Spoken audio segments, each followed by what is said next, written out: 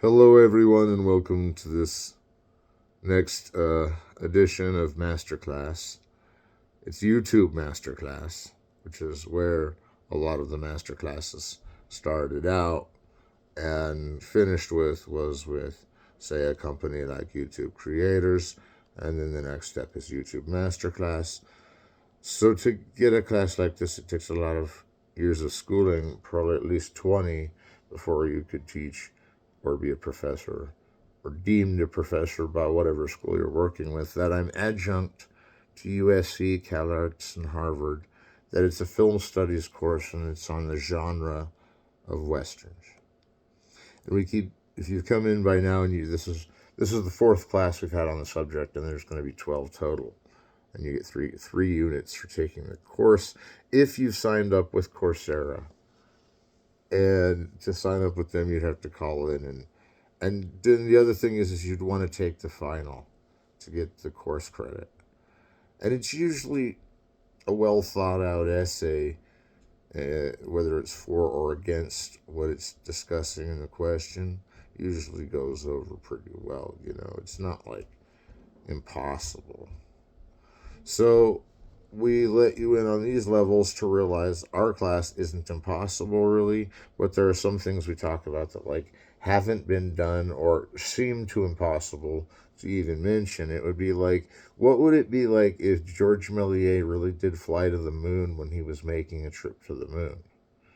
Would you believe that was he transcending? Did his spirit leave his soul? I mean, I don't understand that, because one thing about westerns that I've always noticed about that metaphysic is you always see the guy get hit by the gun and killed, but there's never metaphors like there are in musicals or motifs in westerns. It's all this laid out sort of Iliad and Odyssey promise mythology. And it's basically because after the Civil War in America, everybody was moving west, and so they had stagecoaches and they had pioneers, and they had those and missionaries or whatever. They're all going over to the as far west as they could to get out of the north and the south, which were already occupied by people living there, etc.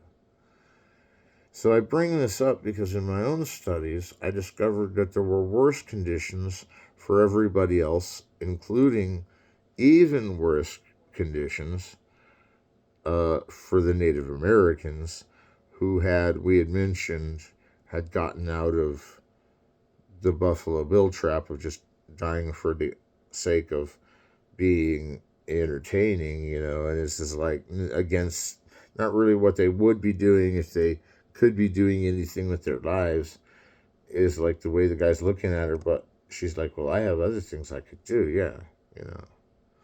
And so we're getting into this mix of whether or not there's something that they can get from the Native American. The colonizers all started colonizing as they chased the Indians back west.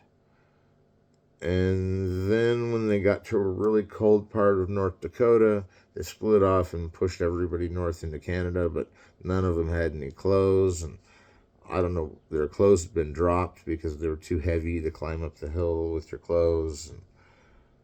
And, so I'm not trying to confuse anyone, but it's there are things you've got to consider when you're listening in and taking in that I may add a personal smile to my own list, but in westerns, don't you think that even now when they're made, there's sort of this ambiance of this unknown tribalism? I don't think that's that simple.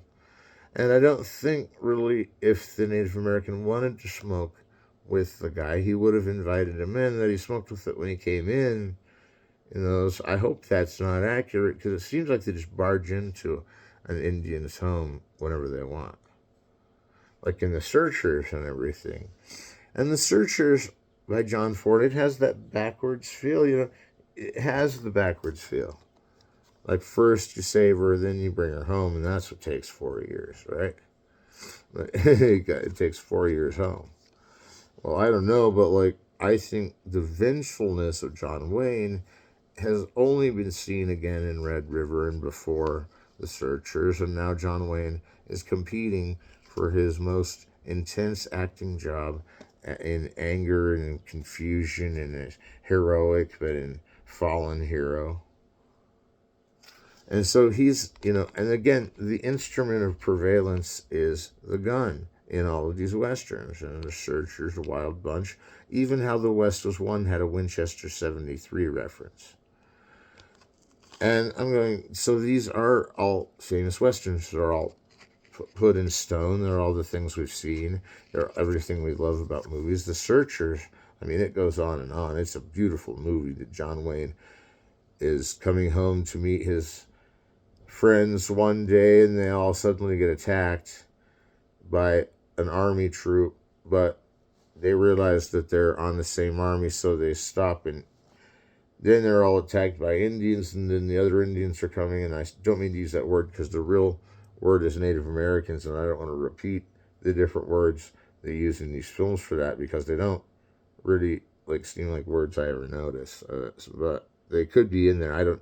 Someone in retrospect would probably find something at least racist with the Native Americans in the film. But my thing is, if I'm even calling Indians, I kind of like the old ones where they respect the Indians just because they had the wrong name for them. I don't mind that, but if it's getting really rambunctiously, you know, soothing on your teeth, and it's like I don't really know that if you were in one marching band and another at the same time, that's cool, but if they were marching at the same time, people are going to question you. So John Wayne takes this rebellious role by looking the insane part in The Searchers. And that doesn't really bode well for anyone because they think he's really gotten into his role. It's one of those like Klaus Kinski and Aguirre or the Wrath of God kind of roles that you go all out for. It's another one of those Apocalypse Nows. And Apocalypse Now is like this whole setup of like the war on war became war. And this is the war we're fighting, is the war on war. And it's just like Vietnam War was that. And so that changed Hollywood too. And that's why The Wild Bunch has so much violence in it, because it's fake violence, but it makes you think that it's real. And these guys do get hurt making these movies, particularly less stuntmen get hurt because they'd be in a match with someone and suddenly have to go jump off a waterfall. And there were stuntmen just for that. And there's some interesting scenes about Wild Bunch and its different versions. And I saw a print of it once that had this really elongated scene when the Wild Bunch was in Mexico in that movie. It's William Holden, it's Ernest Borgnine, and the Wild Bunch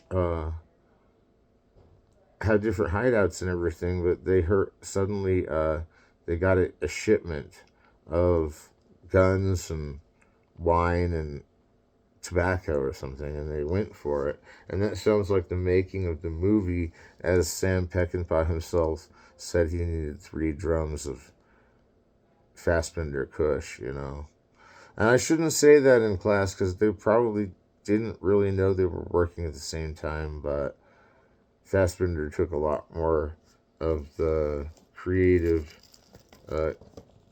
expressionism, creative expressionism.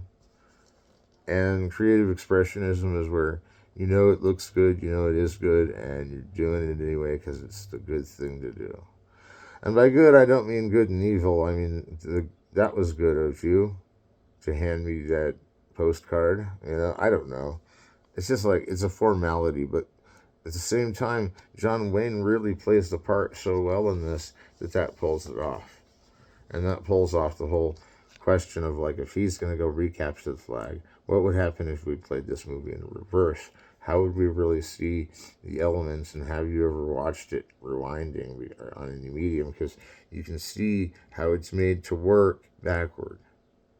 And The Searchers does some other things too, but the part where they go to Mexico is so extended in another version, whichever version that is, that there's this whole like side plot that forms in the tunnels and the safety, and Ernest Borgnine even finds a chick in there. I mean, it's cool. It's cool because doesn't he like follow her out and like. I know everybody's like, well, this is freaking me out because I saw that movie too, and it was called The Wild Bunch. But man, I hate to tell you guys, but they do keep changing every movie there ever is about every day. Now they've got AI running it, so it's changing now than what it used to be. But I still like this director cut of it. It's the original director's cut. There was a version that was the edit that was like the 5 hour edit. And I saw that in film school at USC, and I thought, well, that's pretty good, but now I can see why they didn't have the part where all the secrets were, because then people would tell the secret part, and then you'd wonder if they'd seen the one that you'd seen. And then if somebody messes you up in that train and gets in there and they're like, well, even out of accident, like I remember a scene in Mouche where the cabin tips over and she falls out the door when the dude's coming after her. She falls out and like she backwards kicks him, crashes downstairs. It looks really real, but it's all done in a sequence of montage to make it look like she's really falling. And like, but you have to make the film like drama inducing. And if it's drama inducing, I wouldn't really worry because you're already caught in the moment. If it's theatrical at all, that's television, radio, movies. If they're theatrical at all, which they all are, staged in studios and theaters and playback in a theater supposedly. Then really here's where the technology succeeds, that you can hear these things and see these things in a perfected vision. That just means clarity. That means there's more than meets the eye. It's like, and we study westerns, and then like today mostly the movies that the masses want to see are the male youth. And what they want to see is this like action films again. That's why they like westerns, but they like action films that are like car chase action films, And it's like some of these westerns seem like they could be dated, but The Wild Bunch doesn't feel very dated. It does seem as though you would want to go into it and say, what did I miss that I saw in the other version that I need to know there, in case I needed to know the whole project and what it was to write about it, because I could have said, well, this footage was taken out of it, this footage was taken out of it, but this was the footage left in. Let's do this. And you'd be amazed at the archives that are behind the scenes that find all the genres and put all the canisters in different sections, and the genre section is the one where you know what the genre is of the movie right away just by reading the title. And that's a test you take at film school. And I'm like, well, of course I know what title it was. It was just the one that caught my eye, And so the point is that like as we're preparing today for our Western class to really take off, I want you to know it's not a waste of time to find out information like this. It's not required by anyone to take it, but information like this is helpful to those that want to pursue mediums that include different forms of even multimedia. And if you can somehow match that direction that you're going in, where you have the Blu-ray or the DVD or the VHS of the searchers, it's going to give you a whole different perspective of the Old West each time. And each time you see it, I bet it's nothing like the previous, although there's the lines in it, like the people talking. They talk longer in Searchers original than they do now. That there were so many stereotypes taken out is wild, because there's still stereotypes in. Now, Wild Bunch does just the opposite. Although I think even their language got trimmed down a bit. So I'm not saying I'm siding with censorship on that. I'm not, because in Unforgiven, they cuss up a storm, they get away with it. In El Topo, they cuss up a storm. You know, Clint Eastwood's High Plains Drifter, they cuss up a storm. You know, it's like I'm not like advocating, or I'm definitely not just like excusing bad language for being in movies, but you can see why it would have been in the westerns. Even like the Iron Horse could have potentially had bad language, because not just were there racial slurs that were in those movies that were taken out originally, is that they they always looked at the person that was not the cowboy as some outsider that had to like pass some club and get in. Now in the Searchers, you have the whole thing subversive, that his son-in-law, who's really not related to him, John Wayne, he's got this half-breed friend, and I know that's a really racist word, but hang on, don't boo yet. That's what he calls his friend, and I apologize for saying that because that's a racist word, but at the time, I don't even know if anyone in the Searchers knew what you were supposed to call the guy except for men, and why they made a big deal out of it kind of bothers me. Not the people that showed me that they were making a big deal out of it, but the movie reflecting back in on itself. I'm not blaming that. I'm just saying that the Searchers is more like him searching for his soul, and when he searches for his soul, he doesn't find it. Like, that's why he's still Searcher, because he's still the Searcher, you know. And I don't think that you can really ask me to say if there's one meaning of him never finding it, but him at least finding his granddaughter or his daughter, and that his partner came through it all. And so the racism ends up being this sort of, with John Ford, ends up being this sort of MacGuffin. It's like what borrows in the whole nature of the film, the MacGuffin comes to play, even to create suspense and action in Western. Because it's like, that's High Noon, suspense, action, Western, right? He's suspense because he knows he's going to get into a gunfight. It's action because he gets into a gunfight.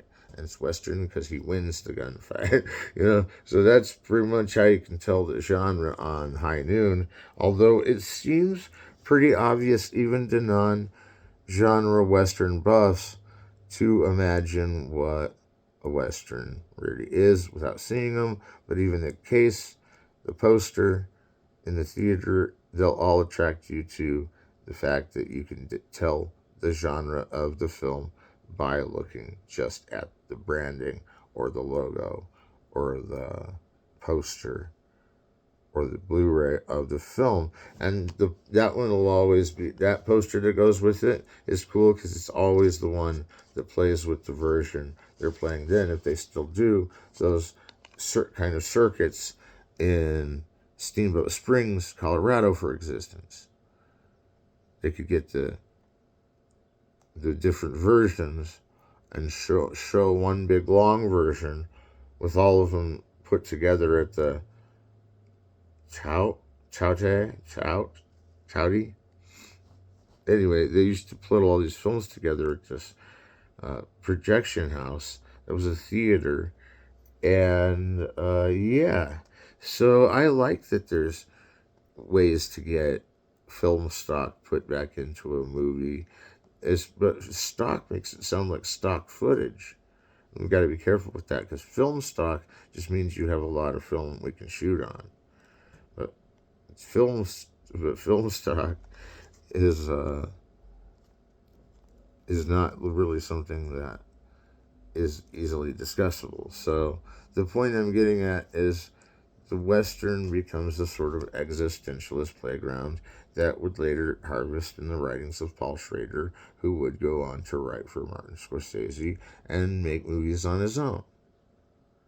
And I think there's a lot of people that were affected by John Ford and the Searchers. I think that's why it's so pivotal, is because every filmmaker, since earlier in the silent era, now every filmmaker thinks that this movie, The Searchers, was showing John Wayne and how rigid he is and push forward he is about getting his westerns done is shown in this because it's a longer version. It trails on, and he's saying that he's saying that the searchers may never find it, but at least they'll find their soul. Was originally what it was, and then John Ford was like, no, let's make it like the Inferno again. So they're going to hell, and there was a lot more. There was a lot different scenarios that I've even seen since the '80s. But in all of them, John Wayne seems pretty heroic because it seems like he went against his own instinct and against his own ability and against his credibility and his economic state to throw it all away to find at least his niece, and then maybe have a bad time with the natives that he had to steal her back from. And it's not really the most horrible plot that it already sounds like it could be. And I derided it a little bit too much myself because I'm like, well, it still doesn't seem safe to watch if you're like looking for justice and equality. But it's cool that he goes through and gets, Natalie Wood's character gets saved by John Wayne and he takes her out of there. It's a really weird movie. It kind of falls apart, but in a weird way, it's kind of this satire or national allegory of the lost father kind of thing. Like there's this whole thing that like if he goes off and wanders, then he's the wind wanderer. And that means the natives would have helped him find his niece that gets kidnapped by them. And it takes them a while to get out after him, but they had to set it up like they do like a hunting trip. And it's kind of coarse and remains still. But the Searchers is an interesting movie because there was a rock and roll band coming out called the Searchers. And they played a song about this guy who gets his niece kidnapped and goes crazy looking for her. And even though she's always 5 feet ahead, he thinks that's 5,000 miles. So it's like that short story. I don't remember who it was by. It doesn't say on the back. Was the basis for the Searchers. And so it's like that he's going a long, long, long, long way on horseback even is really cool because then you get back to having the beauty of a horse in your film. And the Wild Bunch follows that rule too and has the beauty of stunt horses and real good and real amazing horses. All the best horses are in these movies, and they're from the world of great horses, And it's like How the West Was Won. How the West Was Won, I could talk about a little bit. There's not much to know except for it was Cinerama. That is a 3-to-1 length to width ratio. And that means the screen is a lot bigger. It's almost like a Cinerama dome. And How the West Was Won could have played in the Cinerama. You could actually play this Blu-ray in a Cinerama if you had a homemade Cinerama. And not very many people do, like 4 or 5 in the world have a homemade Cinerama. But that would be really a task to take on if you had the architectural prowess of Leonardo da Vinci. So let's just say I don't think that right away, just because we get good ideas on how to eliminate the things that are falling apart in a movie, it would have been nice to see the whole thing so we could really judge it for that characteristic. But I'm not calling out the video agency because they all discussed which versions they wanted of everything. But my favorite ones are the ones to get through, to get the most decadent version, like Midnight Cowboy or Caravaggio. Like they kept telling them to push out the scenes, and then they pushed the best ones their way and slid them through. Like, that was sly of us, because whoa, did we get it through. So the point I'm trying to make is there are all these risks in making a movie anyway. Making a Western is really an automatic risk, and I think that's because you need stunt doubles, you need horse wranglers, you need like sets that get burned down, and you need like John Wayne on a long, unending, uncontrollable mission where he's just going after his soul, but his soul, he's like already found her and he still goes back out into the wilderness. He's like Wilderness Man. It's one of those Jeremiah Johnson Wilderness Man type thing. Now, the Wilderness Man is a survivalist, and he can take upon himself many terms of why the wilderness blends with him, because nature is God and God is reality. And these are actually things that cowboys, even the rough ones, thought of as the virtue of Mother Nature being the mother over all the earth. And I don't really know if that's true. I think the earth is Mother Nature. So does she govern the whole thing? Of course she does, because she is that. Everything that is something governs itself somehow with its position of existence relative to that, for example. And I don't know. I mean, like, I don't know how these got sold together, the Searchers, Wild Bunch, How the West Was Won. How the West Was Won goes on to do this kind of documentary reel. Like they get stuck in a boat, and later they shoot down a hawk. And it's really a weird movie. And then, like, they finally get to the town, and, like, when they get to the gambling arena, then it turns into Total Casino Royale. But there's some parts in it that are, like, pretty grapes of wrathish, even though they're all really rich this time. And I don't know, like, John Ford only directed a small segment of it anyway. Like, I think Henry Hathaway had something to do with that film. How the West Was Won. I'm just telling you. And then, of course, Sam Peckinpah, and then this is John Ford. Now, that is John Ford, and he normally casts John Wayne in roles that are good for him and that he can't really go crazy with, and then every once in a while he'll work for a Howard Hawks film and come back to John Ford, and John Ford's like, let's take it even crazier than that, just this once. And really, he's only done it in Red River and The Searchers, but there are a lot of other movies that he's gotten angry at, from within the movie, that he never looks really too terrifying when he's casting anger, because usually it's like Stagecoach when he was a big star. He'll just jump to the ground and gun you down from there and won't even make a marker about it. Because you don't have to say who's good and who's evil in a Western, although you know who you're rooting for is what they mean by who's good and who's evil. And we all know that even in John Wayne's slippery slope, he can always get us to be meditative about the fact that he's right. These Westerns are beautiful, they're big, they're costly, they look good, they project a good value. You look at them, they're like the shots that are the extensive shots, like the exterior shot, is an establishing shot. And then you get down on the characters, and there are always these cowboys that have this code of ethics from the decade that they're made in the 1950s. But that's what they would look back and say, those guys must have had that conduct too, in like optimistic history. But Daddy gets lost all throughout the seamlessly unending, punishing desert. He does find again his niece, and some other matters are cleared up. Now, I don't know about you, but I think that's why one of the reasons those actors would put those racial men's in there. And I don't know what's all been trimmed out already, but that they do some of the racial things I don't like about their speech.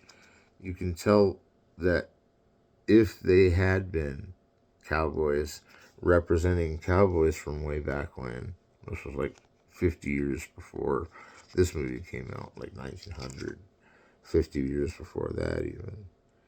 So the Civil War stopped in 1895, and anyway, it was going on for a long time before that, and then the cinema came out after that.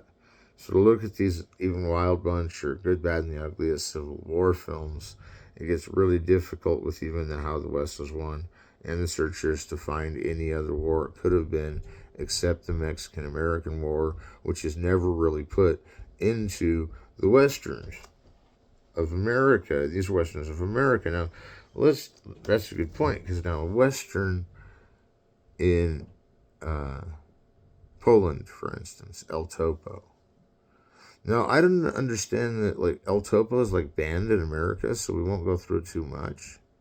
But it doesn't really have anything offensive in it, that per se. Nothing really happens to anybody. Nobody gets hurt. There's a couple of scenes where it looks like there could be anguish on the set. And then in America, it's like John Wayne. He's pretending to be in anguish. Really, he's just going to go have a beer and crash out and eat a TV dinner and it'll be fine. Nuclear family.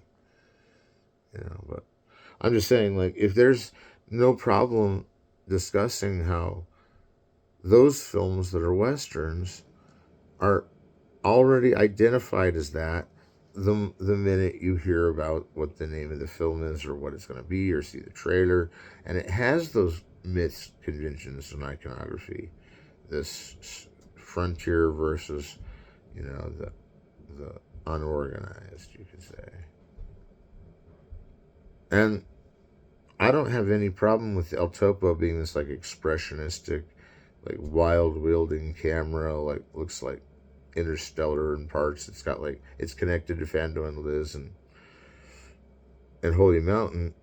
And right in the middle you have this epic that, like, shows you what westerns really look like to audiences in Poland and other parts of Europe, because a lot of Europe will share films across the board and show films at each other's show the best films at each other's film festivals. And they still do that. So I'm not being nostalgic or anything. I just feel as though the Western was a nostalgia that we leaned on since after the silent era. The sound effects were so in cue with what they needed in the Westerns that the gunshots started sounding real. Someone getting shot off his horse started looking real. And if that guy was in the Western next week, then you'd know it was kind of real, but that they brought him back to life, or whatever they do. And so there's other things to talk about, but El Topo takes all those things I just said and just that we were thinking of from American film, and then he distorts them to this, like, surreal avant-garde. And then it becomes surreal avant-garde Western. It's real good. It's real good. So there are other examples of that, like where El Topo has taken the idea of a massive, like, big figure and put all deity into that, and then have the deity be chased by you, and you're like, well, that's confusing enough, because, like, all we were trying to say is we thought the other music was as good, if not better, than anything we did in terms of what movies we make on our own and everything we practice in production class. When there's a soundtrack, then you've got to make some kind of, like, gambling hero moment to get the song in your film.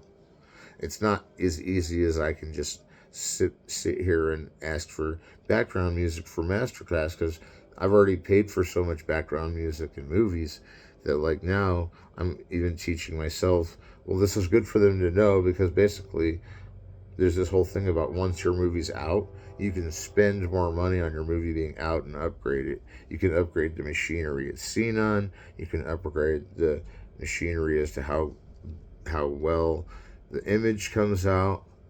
These cameras get really expensive, and then you're like, but it's worth it. So the word expensive should just go away. You're like, of course, if it's camera and you need it for class, just go get the best one that you can get. That should be the only instruction.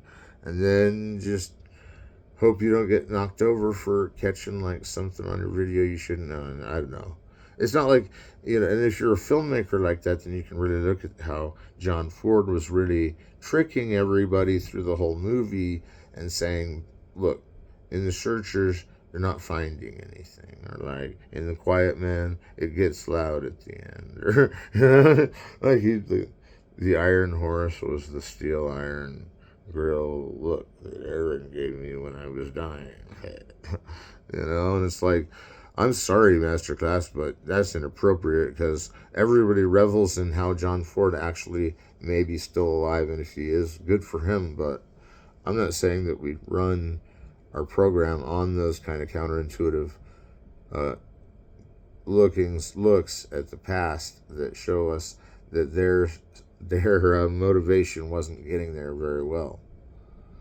And so you look at the searchers, and everything's motivated to the overdeterministic instant. And Wild Bunch is a little more motivated, but it's kind of a collusion. It kind of has one of those verite feels to it. Kind of gets up close, kind of close back, over aiming at the gun. Some of it's like over the shoulder. Pretty hip new style with Wild Bunch. And that was coming from Ride the High Country and other films by Sam Peckinpah. That he did some other films before Wild Bunch and after Wild Bunch is not to say that he wasn't a genius of director like John Ford was.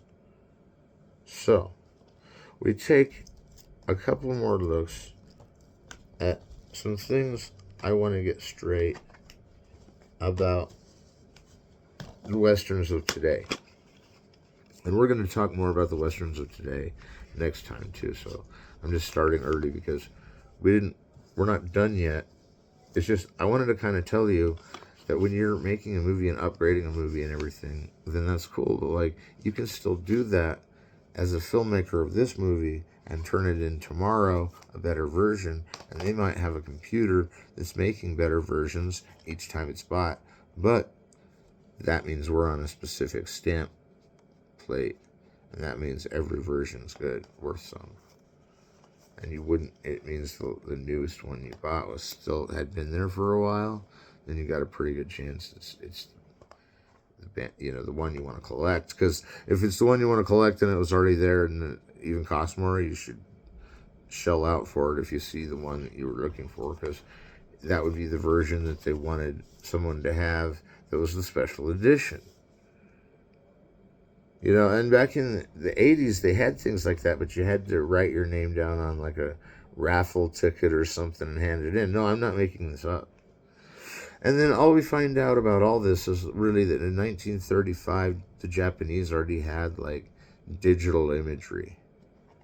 And before that, there's probably examples of digital imagery on sort of say a Ouija board had computer made fastened to it back in the 1800s. I don't know, but there are pre-optic toys and pre-cinematic toys, the ones that you can, like the zoetrope that you spin around and you see the horse run around in there.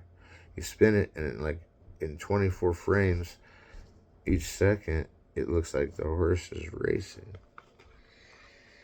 And that goes back to that bet that they had, with a couple of guys, not W.E.B. Du Bois. He was a politician that lived in the time of like early cinema, and he was not really well represented, but eventually his name became known, and he wasn't just helping with that category. Now, I only bring that up because it's from the silent era till present. We've had these kind of movies, these Westerns.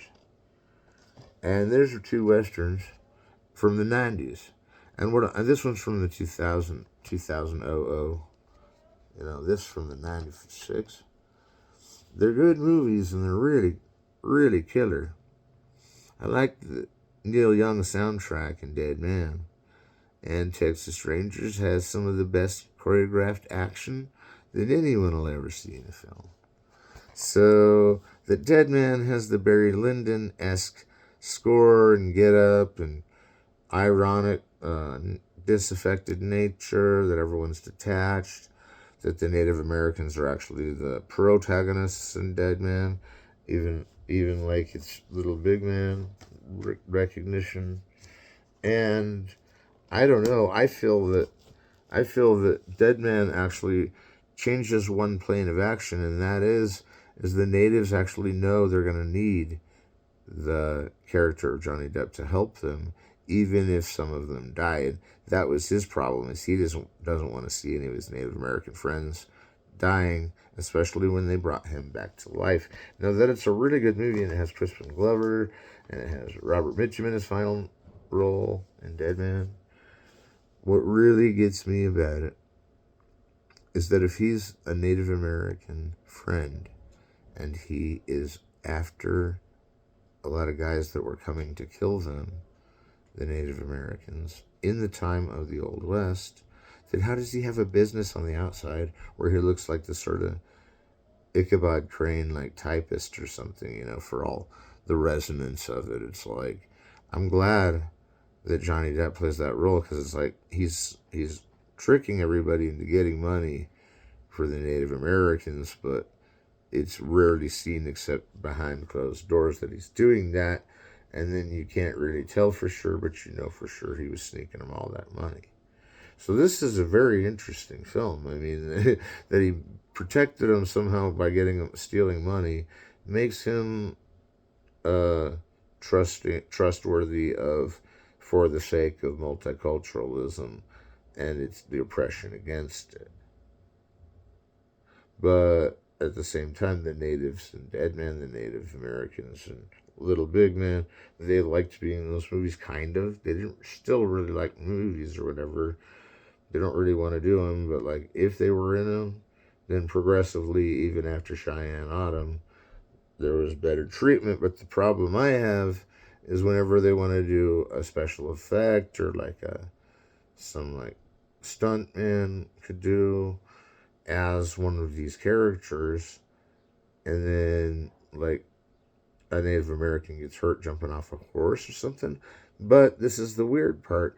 During those scenes in John Ford all the way through to Liberty Valance, they weren't just at war with Indians already going on in real life, in Native Americans, but it was also because they just didn't mix the culture. They were in the same area, but that they were all taken out, made slaves, and were intentionally made slaves before and after all of the Civil War. It's kind of cool that some Native Americans are still in these Western movies. And that they'd have that means there's got to be some level of trust at some point with someone. Because I don't think that the Chief Dan George of Little Big Man is going to be on the run if he has an idea for the next one, And if someone asked him to be in it for offering him money and it was good money, they'd take the job.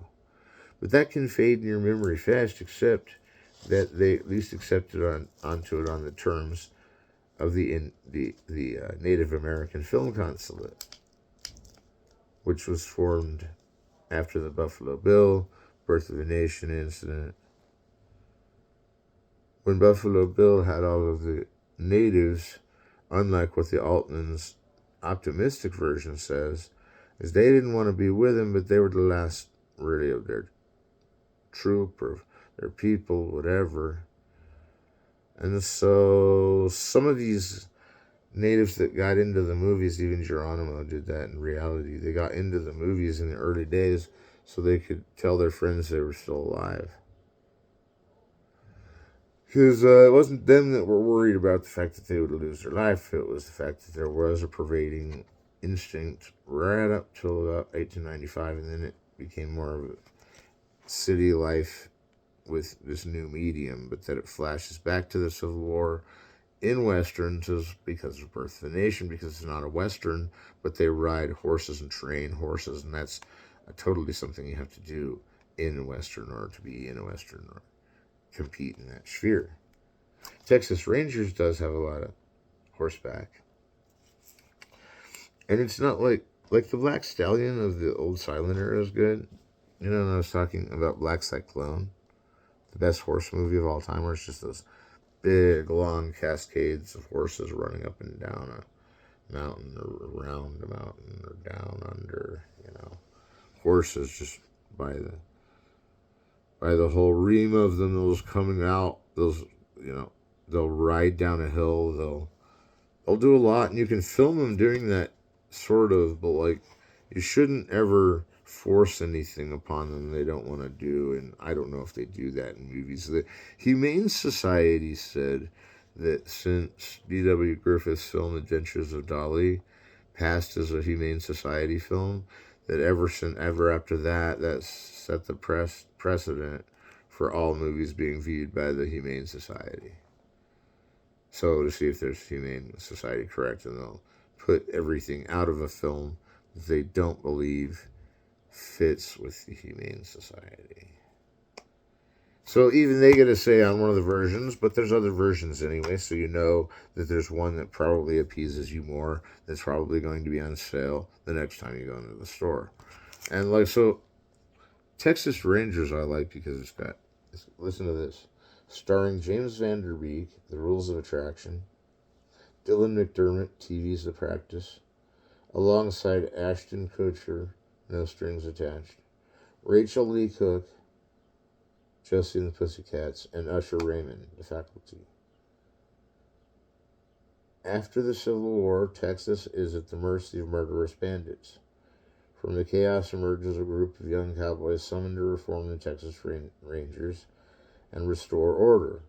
Under the fearless leadership of Leander McNelly, the new Rangers find themselves severely outgunned and outmanned, but unmatched in courage and determination. You know, that right there is one way you could define what the Western really is, just by reading someone's, hashtag details on what they think the movie's really about. And I like the way they described that. It was very compunctual. It felt like when we were reading that the terms we were coming up with are like epic and mythological and off in the horizon they ride, and that they're all drunk, and that they're all on stagecoaches shooting at Indians, and that they're getting shot at, and they might need some other resolve, and then that they're stand-ins that are stunt doubles, and they'll jump off a horse to the next and the next, and there's no stand-in theory that goes the back the other way. It means you'd actually have to be like a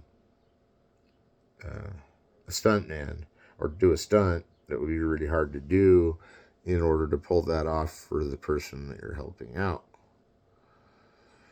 There's other things to note. There's cactus sometimes in the desert. There's actually cartoons that have a lot of desert in it. And Searchers has a lot of desert. So yeah, there's a lot of walking the Arizona desert or the Utah desert on horseback. That Red River has one of those ones where they're taking the cattle in from one side of America to the other, and it's got Montgomery Clift and John Wayne, and they take the cows up there, but John Wayne loses his cool in that one. That John Wayne may lose his cool in real life, but only loses his cool in those movies, Red River, and not really Rio Grande or Rio Bravo. But the Searchers, it's pretty squeamish by the time you get to the end, and I think there's kind of this setup for like a Clint Eastwood character out of that. It's like the disillusioned existentialist cowboy now seeks even further disillusionment, And I think that's a cynical side, but that Clint Eastwood plays it optimistically in the sense that, like, of course it's cynicism. What else would it be, And so I'm almost wrapped up today, and I feel like there's more to tell you, and I feel like you're good with where we are so far in the Western class, but I want you to know the setting, the time is like before or during the Civil War, right after. Because before the Civil War, there's like Drums Along the Mohawk when, in 1938, when Henry Fonda and his wife were like Indian hunters. But the thing is they don't know what that means, and then they almost get killed by this Native American, and then they surrender to him, and he takes them prisoner, and it's this Western. It may have come out even right around the time of Searchers, or Stagecoach, excuse me. So there are these hidden Westerns that sort of show this overplot of every other Western that delves into what the meaning of the frontier is as the pioneers colonialize the different territories ranging west, only to colonialize the whole world and send some while we're doing it to die in the Mexican-American War. The Wild Bunch covers this a lot. Also, there's the thing about westerns that have to do with the aftermath of the Civil War, and those are rarely made. That was kind of like more like one of those El Topo, the aftermath of some war, and this is our western from it. Also a critique on American westerns, and that there are westerns in other countries that we don't see. Of course, there are. There's movies we don't show other countries, and other countries don't show all their movies to us. Somebody in the FBI or something would have to go through and say, okay, is this one a western we can release? But they didn't. And so, personally, the controversy behind it doesn't really match the lack of controversy with someone that is got a badge and a gun, or even without a badge and a gun, and is going after his bounty hunter's reward. I don't think that necessarily means it's good or bad. It's the aesthetics, it's the editing, it's the building blocks of building deep, establishing, and then establishing the people indoors, and then up closer on them to their shoulder, and then right up on their face with the camera, and then back to outside, and here's an army coming and the searchers. You see, it's like they do these things with westerns in the original rules of attraction, which is the Great Train Robbery. They do this thing where it's like the guy shoots right at the camera, and you think, I wonder if he really shot the cameraman. But the cameraman doesn't fall over, and the cameraman doesn't fall over. So at the end of Great Train Robbery, who is he shooting at? Is it a mirror? And could they not get the shot where like they could make it look like a mirror blowing up, like they do with all the James Bond intros? Was it like, did they go back in time and then put the commercial on there that doesn't match the one that's on there now, but at least it's 10 years apart? And hang on. So it looks like I'm being called to go at this point. But don't forget, the Old West is rustic and it's challengeable only because it's the savage frontier, it should be called. And I hate that word now because it's been used anti-Native American, and this is not what we're talking about.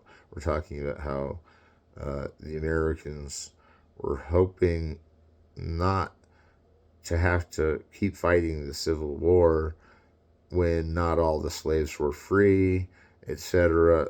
Slaves were African Americans, and they all had slaves that were Native Americans, and everybody just thinks it's this whole horrible ordeal that's turned into sort of the sugar-coated context of why gunmen fight in the Old West, and not really any still do, but it kind of relates to World War II in that sense, and then with the Wild Bunch in Vietnam.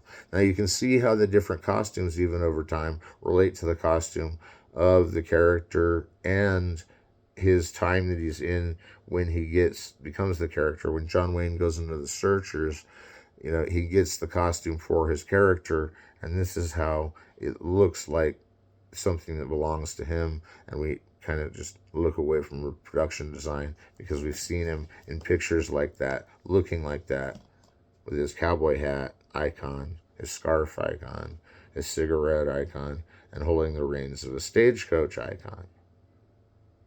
So the convention of a Western as well, if it's going to be set in the Old West, can it have a gunfight, horseback, nature trail walk, and a bigger gunfight, and a female interest? And what makes it look Old West is that it's set in the desert. It's Utah, it's Arizona, it's where the real Old West is, And that they take it out of the Hollywood studio and go make it out in the Old West. Is where the Old West is. And if you find the Old West, you've gone too far, because nobody's allowed in there anymore, not since a certain couple of films came out, and no one can really film in the Old West. But you can make it seem like the Old West if you film carefully or build a set. So for now, I'm going to say I apologize for some of those personal items I was talking about on how to solve the problem, because that seems not important. But what is to get a glance at a picture that looks kind of like the Old West and not think of the word Western, or do think of the word Western, isn't going to infect your intelligence, especially when you know Westerns can go psychologically profound just from staring at the horizon of film, just to see El Topo expressive. And so the Western comes together, and we will discuss more of the Western as the class goes on. Remember, this was only class 4. So next time in class 5, we'll have to get even deeper into the context of what we're trying to figure out about A, was anyone treated good at that time, or were they acting, and B, why were they acting a certain way when we are finding out through history the reason for that is that the real story is always worse and more scary and kind of hairy than the story that's shown on film. Just because of the nature of film, the camera has to be working to film. Anyway, all right, we'll talk next time. Everybody, have a good couple of days, and I'll see you later.